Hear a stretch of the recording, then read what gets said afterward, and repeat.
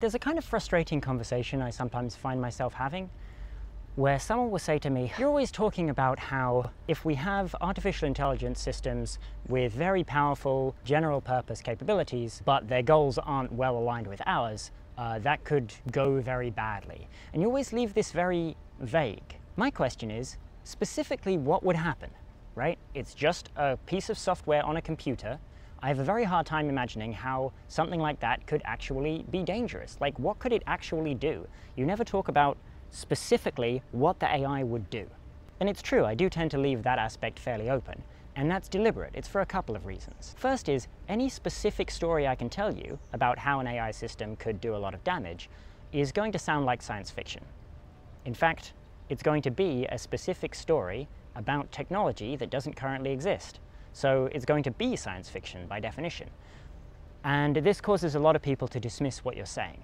Unfortunately, the actual thing that ends up happening with future technology is also going to sound like science fiction. So we're in this unfortunate situation where, in order to tell whether something's actually going to happen, you have to do something cleverer than identify its literary genre.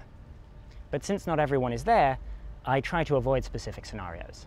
The second reason is, even if you have someone who accepts that the future is going to seem like science fiction, if you give a specific example, they will tend to quibble with the specifics of that example.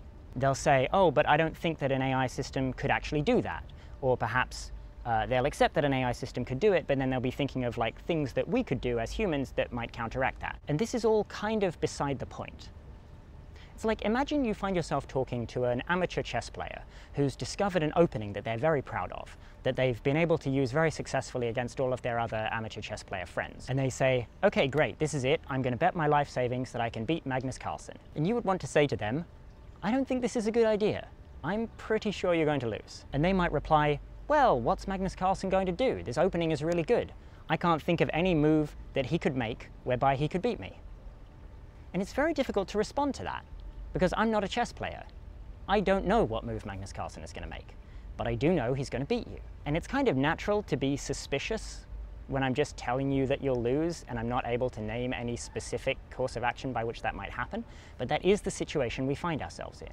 If you really press me, I might give some move or some strategy that maybe Carlsen could make that might beat you, but it's very plausible that either you would find a way to get around that strategy, or you would doubt that Carlsen would actually be able to carry it out because I've specified it too vaguely. I haven't given the specific moves. You can imagine how this could be a pretty frustrating conversation, where we're arguing back and forth about possible moves and possible counter moves.